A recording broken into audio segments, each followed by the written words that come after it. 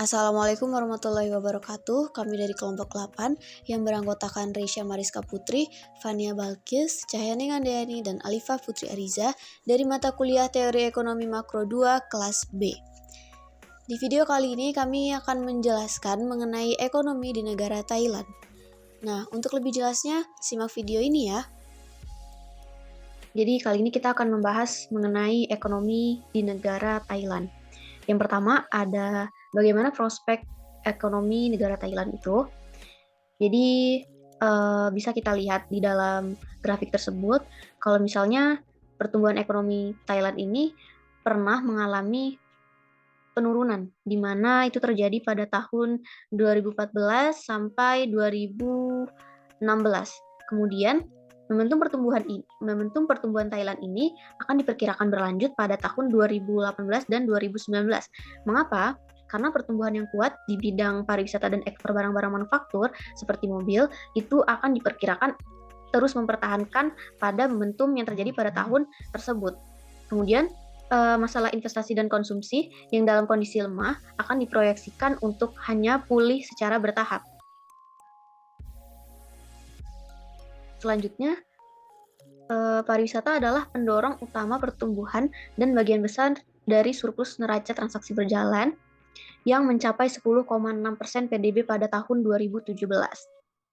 Karena lebih dari 34 juta wisatawan yang mengunjungi Thailand setiap tahunnya, di mana 9 jutanya itu berasal dari Tiongkok, lonjakan di bidang pariwisata inilah merupakan kabar baik bagi perekonomian negara Thailand tersebut. Tetapi manfaatnya yang terkonsentrasi di beberapa destinasi wisata masih belum bermanfaat bagi sektor-sektor perekonomian lainnya. Berikutnya ada utang negara Thailand. Jadi karena Thailand masih memiliki utang rumah tangga yang masih tinggi, karena akibatnya orang-orang di negara Thailand itu masih menahan pengeluarannya. Jadi sebagian penyebab utang tinggi negara itu berasal dari kebijakan masa lalu yang mendorong pertumbuhan kredit seperti program kredit dan ketersediaan kartu kredit yang lebih besar. Kemudian program-program ini yang sekarang telah dihentikan dan peraturan pemerintah telah memberlakukan batasan pada pinjaman pribadi atau utang kartu kredit. Nah, karena utang ini mulai lunas, faktor yang memperlambat pengeluaran rumah tangga seharusnya berkurang. Jadi kalau misalkan kita lihat di grafik, pada tahun 2015 terjadi peningkatan utang negara di Thailand yang akibatnya pengeluaran di negara tersebut menjadi lebih rendah. Selanjutnya, peningkatan investasi pemerintah Thailand dapat membantu memacu permintaan domestik dan membuat pertumbuhan lebih inklusif. Maksudnya gimana? Jadi hal investasi itu sangat penting setelah perlambatan curam dalam investasi swasta yang diamati selama 5 tahun terakhir. Stimulus fiskal berbasis infrastruktur itu dapat menarik investor swasta dan dapat meningkatkan prospek pertumbuhan jangka panjang dengan menambah persediaan modalnya. Kemudian, mempromosikan partisipasi dalam angkatan kerja dapat membantu Thailand untuk mengurangi dampak dari angkatan kerja yang menyusut karena populasi yang menua dengan cepat. Meskipun tingkat partisipasi perempuan di Thailand itu sebesar 61% atau relatif tinggi yang tertinggal dibandingkan laki-laki sekitar 78%, dukungan pemerintah Thailand ini untuk pelayanan penitipan anak ini dapat meningkatkan partisipasi perempuan dalam angkatan kerja dan meningkatkan produktivitas tenaga kerjanya. Karena adanya reformasi pensiun, termasuk meningkatkan usia pensiun dan pemberian perlindungan yang memadai, juga akan membantu meningkatkan partisipasi angkatan kerja secara keseluruhan di negara Thailand. Prospek yang terakhir, yaitu Thailand menyambut revolusi digital seiring transisi menuju perekonomian berbasis jasa. Jadi pemerintah Thailand baru-baru ini meluncurkan sistem pembayaran elektronik nasional yang akan membantu meningkatkan efisiensi pengumpulan pajak. Selain meningkatkan basis manufaktur yang kuat, negara Thailand dalam bidang otomotif dan elektronik fokus pada kebijakan yang meluas kepada sumber pertumbuhan yang baru. Hal ini termasuk industri seperti pembuatan robot, kedirgantaraan, dan bioteknologi. Karena otomatisasi terus mengubah masa depan kerja, mendorong inisiatif pendidikan dan pelatihan di negara tersebut dapat membantu meningkatkan keterampilan bagi pasar kerja global saat ini dan hari esok. Materi selanjutnya yaitu kondisi ekonomi ketika pandemi. Perekonomian Thailand menyusut hingga 2,6% pada kuartal pertama di tahun 2021 dibandingkan dengan tahun sebelumnya. Hal ini sebagai imbas dari COVID-19 yang terus berlanjut mempengaruhi konsumsi dan sektor pariwisata di negara tersebut. Menurut data resmi dari Kantor Dewan Pembangunan Ekonomi dan Sosial Nasional Perekonomian Thailand menyusut hingga 2,6% pada kuartal pertama di 2021. Kontraksi tersebut membaik dari penurunan 4,2% pada kuartal keempat di tahun 2020. Secara kuartalan, PDB negara itu naik sebesar 0,2% pada kuartal pertama di tahun 2021 dibandingkan dengan pertumbuhan triwulan sebelumnya sebesar 1,1%. Banyaknya pembatasan perjalanan karena pandemi membuat sektor pariwisata di Thailand memburuk. Saat ini, Thailand mengalami gelombang ketiga pandemi yang memaksa pemerintah melakukan pengetatan aktivitas masyarakat. Situasi tersebut telah menempatkan pemerintah Thailand dalam dilema untuk meningkatkan permintaan domestik dan penahanan penunjukan COVID-19. Thailand telah mencatat 111 kasus positif infeksi COVID-19. Pejabat setempat melaporkan pada 9.635 kasus baru di Thailand. Sementara itu, di ibu kota Bangkok, fasilitas kesehatan sedang berjuang untuk menambah kapasitasnya untuk menyusul gelombang infeksi COVID-19 yang mulai parah terjadi di kota itu dan sekitarnya. Meski demikian, di sisi lain, ekspor yang menanjak mampu menahan ekonomi jauh dalam. BC memperkirakan ekspor naik 10,3% tahun ini, atau lebih baik dari proyeksi sebelumnya yaitu 5,8%. Sementara itu, jumlah kedatangan turis asing diperkirakan hanya 5.000 di tahun ini, jauh lebih kecil dibandingkan proyeksi sebelumnya, yaitu 3,2 juta kedatangan. Sebagai catatan, jumlah kedatangan turis asing ke Thailand mencapai 40 juta pada tahun 2019 silam. Baiklah, ini selanjutnya bagaimana pertumbuhan ekonomi di Thailand saat ini. Pemerintah Thailand menargetkan pertumbuhan ekonomi pada tahun 2022 dapat mencapai 3%, di mana hasil ekspor dinilai menjadi pendorong utama pertumbuhan ekonomi di negeri Gajah Putih ini. Di tengah ancaman invasi yang dilakukan Rusia ke Ukraina. Kepala Dewan Pembangunan Ekonomi dan Sosial Nasional Thailand mengungkapkan bahwa ekonomi terbesar di Asia Tenggara tersebut juga akan dibantu oleh sektor pariwisata vital. Yang diperkirakan kedatangan turis asing sebanyak 7 hingga 10 juta sepanjang tahun ini. Seperti diketahui, jumlah wisatawan asing di Thailand pada tahun 2021 hanya sekitar 428.000 orang. Bahkan pada saat pra-pandemi itu jumlah turis asing Thailand justru mencapai 40 juta.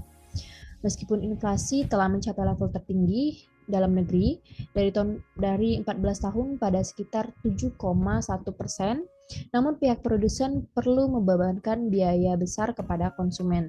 Sementara itu, kontrol harga pemerintah atas barang-barang penting dari berbagai langkah juga dilakukan untuk mengatasi lonjakan harga minyak yang telah membantu memperlambat harga. Adapun memprediksi ekonomi Thailand mampu tumbuh hingga 3,2% di tahun ini dan 4,5% pada tahun depan.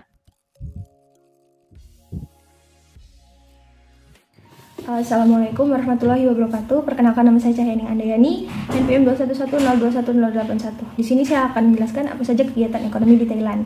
Jadi Thailand ini telah membuat kemajuan luar biasa di bidang sosial dan ekonomi pembangunan. Hal ini terbukti dengan keberhasilannya menjadi negara berpenghasilan menengah ke atas.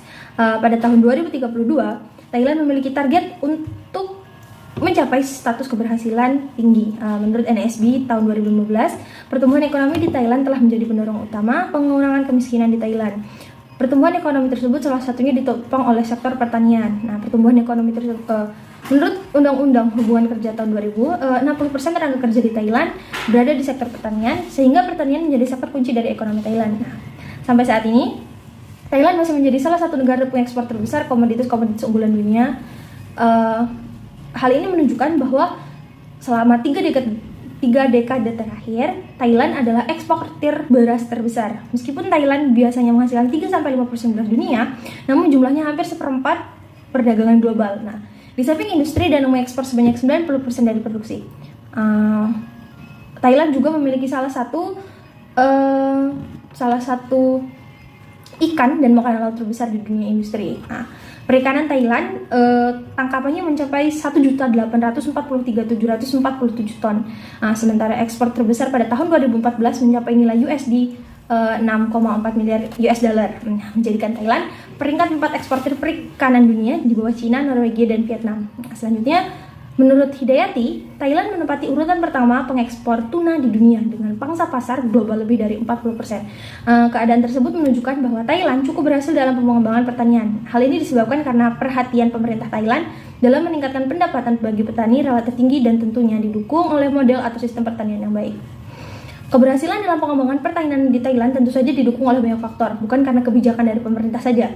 Faktor lainnya yang mendukung adalah sumber daya manusia dalam bidang pertanian, sebagai pelaku usaha tani yang memberikan kontribusi nyata dalam pembangunan